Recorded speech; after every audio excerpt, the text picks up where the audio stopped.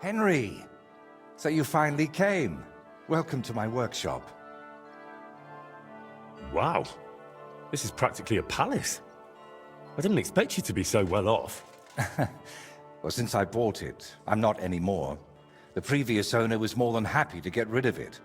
Unfortunately, when I fell through the rotting floor in the upstairs room, I understood why. I've spent the last few years trying to fix it up, but you know how it is. Never enough time, and it costs a fortune. But don't worry. I didn't invite you to help me build. Indeed. I'll be happy to lend a hand. Thanks for inviting me. I should be the one thanking you for everything you've done for me. But first, I need to show you something. Come on. So, what do you think of it? Well, honestly, I don't see much in it yet. I admit, right now it's just a few strokes, but can't you see what's in them? Try looking to the future a bit.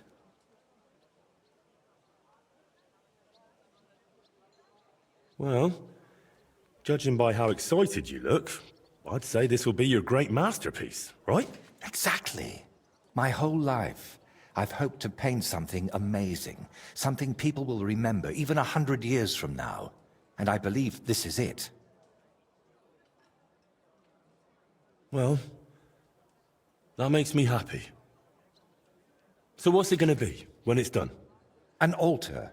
The greatest and most magnificent thing you can ever paint.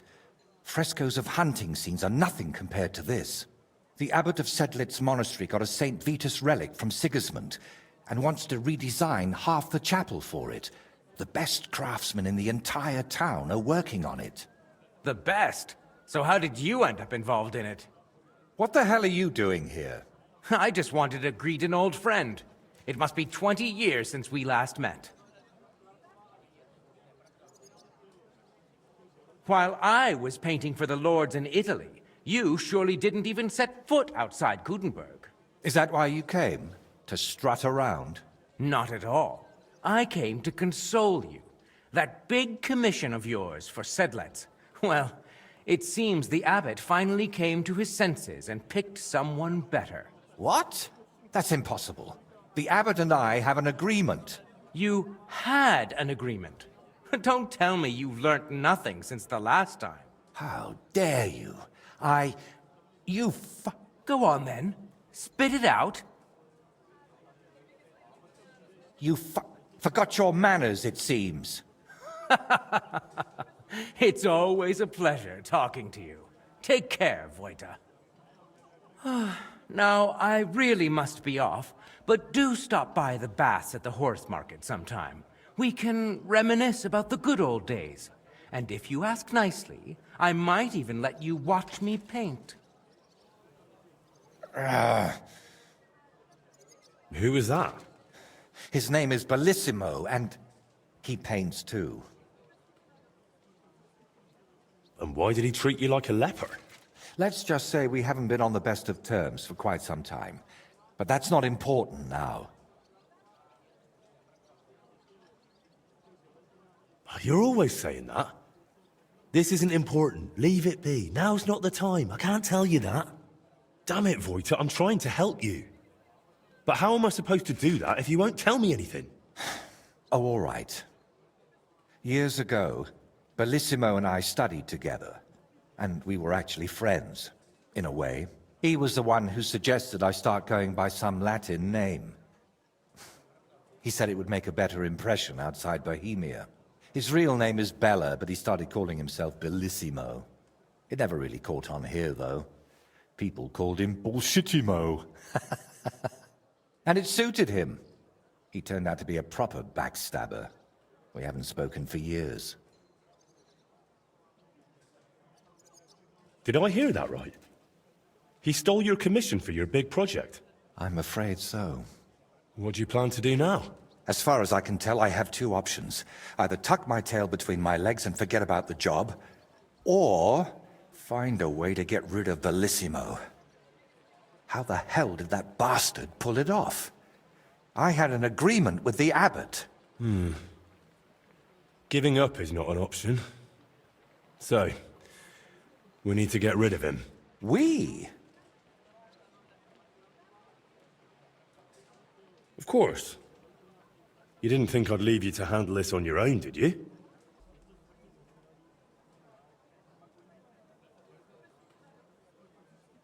What if we dug up some dirt on him and explained why it'd be in his best interest to give up the commission? It's true that Bellissimo's conscience is filthier than my apron, and it doesn't even bother him. Did you hear the way he smugly invited me to the baths? Ha! But you know what? You should pay him a visit there. Try to find something we can use against him. And more importantly, how the devil he managed to snatch that job away from me.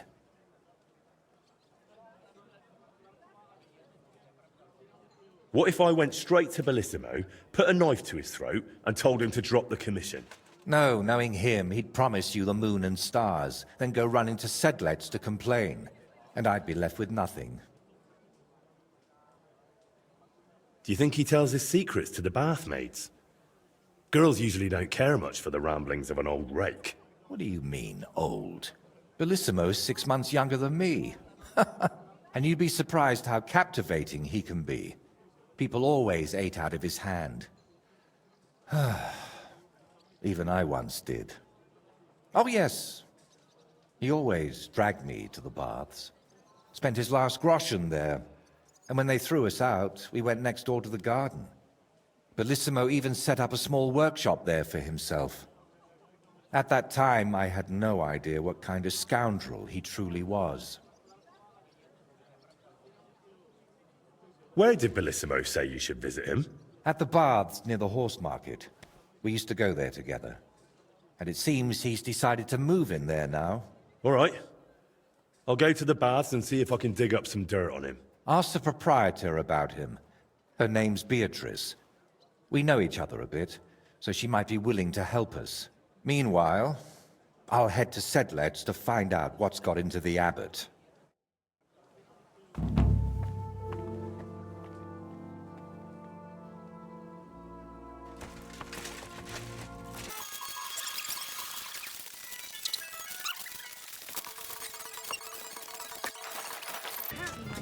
You're always welcome here, good sir. I hear your services here are so renowned that even one famous painter comes to visit you. One? Well, we've entertained whole crowds of painters here. Sadly, most of them have a bit of trouble keeping their brushes firm. Interesting. The one I'm looking for is called Bellissimo. Oh, him. Oh dear, what's he done now?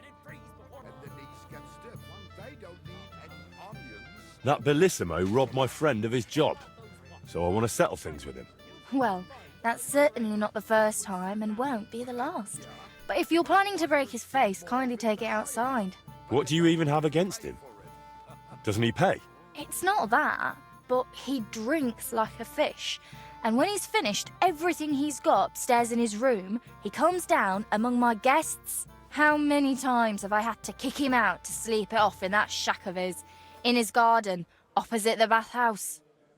Ugh, you couldn't even imagine the things drunks like Bellissimo think they can get away with around my girls.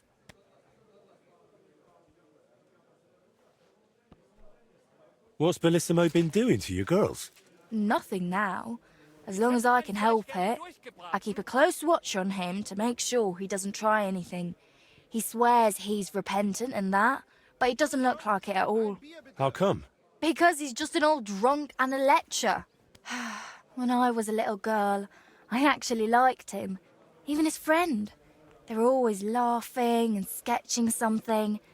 But then I found out what a scoundrel he is. And the fact that he kneels to pray in his old age now and then, just for show, doesn't change a thing.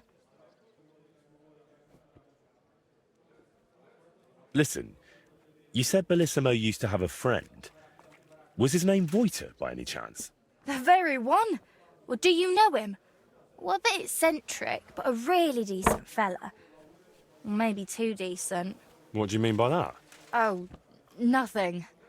I curse about Bellissimo because he drives me mad, but I don't feel right telling you about Voiter.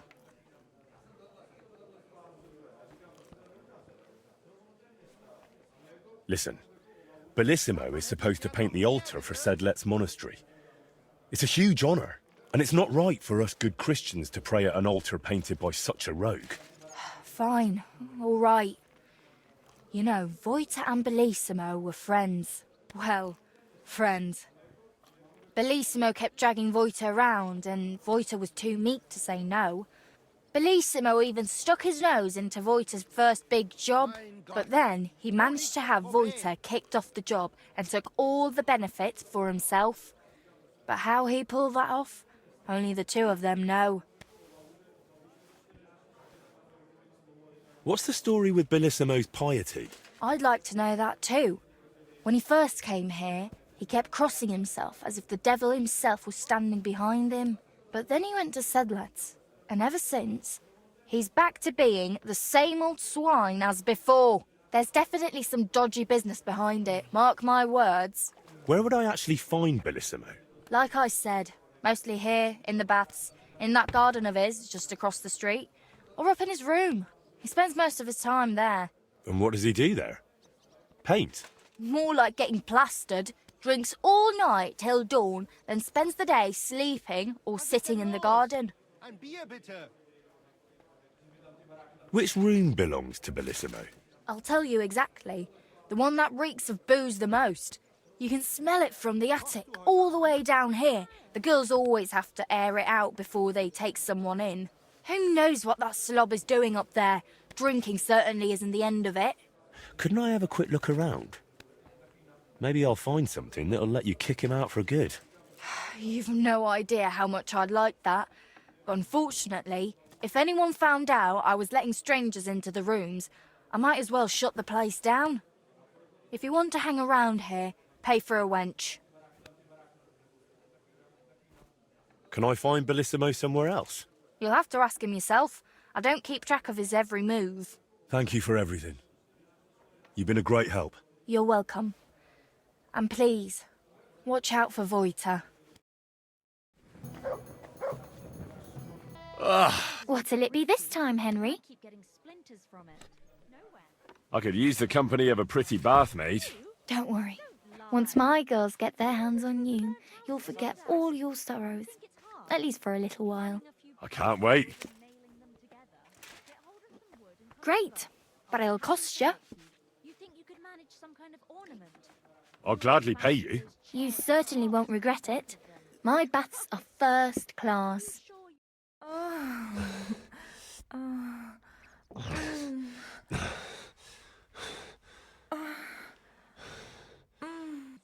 Next time, just do what you want to me, and that's that. I prefer when a fella leaves here satisfied.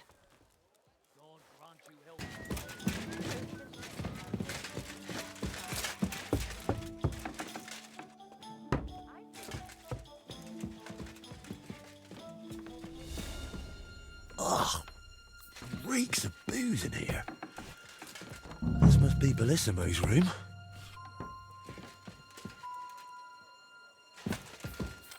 So, Bellissimo is working for the monastery for free because he is afraid of going to hell. That could come in handy.